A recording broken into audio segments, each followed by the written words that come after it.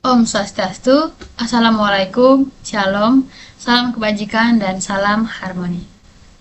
Baik, pada presentasi kali ini saya akan membahas tentang kasus social engineering menggunakan teknologi deepfake yang terjadi di Hong Kong pada tahun 2024. Nah, sebelum itu saya perkenalan diri terlebih dahulu. Perkenalkan, nama saya Ervina Jawak dengan NIM Mahir 035. Langsung saja kita masuk pada materi.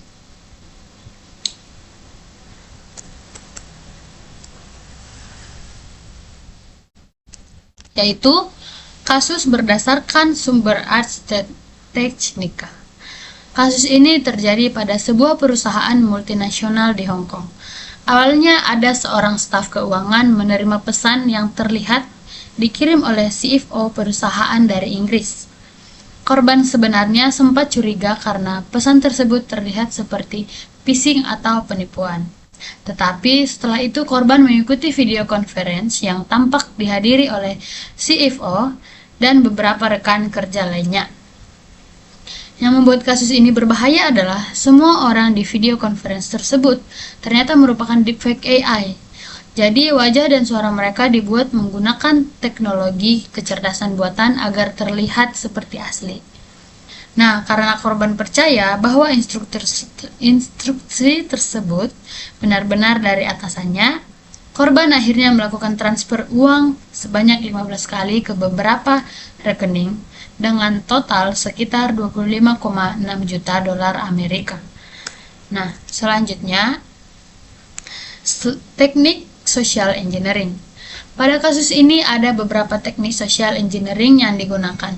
Yang pertama yaitu impersonation atau penyamaran identitas. Penipuan menyamar sebagai CFO dan karyawan perusahaan menggunakan deepfake. Yang kedua yaitu authority exploitation, karena yang memberi perintah adalah CFO atau atasan perusahaan korban menjadi lebih mudah percaya. Yang ketiga yaitu psychological pressure atau tekanan psikologis. Situasi rapat online membuat korban merasa harus segera mengikuti instruksi tanpa banyak bertanya. Dan yang terakhir adalah trust manipulation, yaitu memanfaatkan kepercayaan korban terhadap video conference dan identitas digital. Nah, pertanyaannya, mengapa korban bisa percaya? Korban bisa percaya karena teknologi deepfake saat ini sudah sangat realistis. Wajah, suara, dan gerakan bisa dibuat hampir mirip dengan aslinya. Selain itu, video conference terlihat resmi dan ada beberapa peserta dapat rapat lain sehingga korban merasa situasi tersebut benar-benar nyata. Korban juga merasa sedang menjalankan perintah atasan sehingga tidak melakukan verifikasi tambahan sebelum transfer uang. Nah, kasus ini menunjukkan bahwa dalam keamanan siber, manusia sering menjadi target utama dibandingkan sistem komputer. Pelajaran penting dari materi ini dapat kita ambil adalah teknologi AI ternyata tidak selalu digunakan untuk hal positif, tetapi juga bisa dipakai untuk penipuan. Kita juga belajar bahwa video dan suara digital sekarang tidak selalu dapat dipercaya. Selain itu, social engineering sebenarnya lebih banyak menyerang psikologi manusia seperti rasa takut, rasa percaya kepada atasan, dan tekanan situasi. Nah, langkah-langkahnya untuk mencegah hal seperti ini ada beberapa, yaitu untuk individu jangan langsung percaya terhadap video atau suara digital, terutama jika berkaitan dengan uang atau data yang penting. Nah, selalu melakukan verifikasi ulang menggunakan media lain seperti menelpon langsung atau pesan resmi.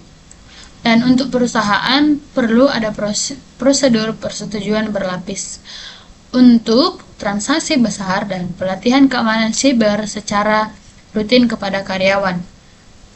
Kemudian masyarakat juga perlu meningkatkan kesadaran tentang bahaya deepfake dan penipuan online. Nah, jadi kesimpulan dari materi ini dapat kita ambil bahwa kasus deepfake di Hong Kong menunjukkan bahwa perkembangan AI membawa resiko baru dalam dunia keamanan siber. Penipu berhasil memanfaatkan deepfake, penyamaran identitas, tekanan psikologis, dan kepercayaan terhadap otoritas untuk menipu korban. Karena itu, verifikasi identitas dan kesadaran keamanan digital sangat penting agar tidak mudah menjadi korban social engineering di era AI seperti sekarang. Nah, itu saja yang dapat saya sampaikan presentasi pada kasus di Hong Kong pada tahun 2024. Mohon maaf jika ada salah kata, dan sekian dan terima kasih. Om Santi Santi Om.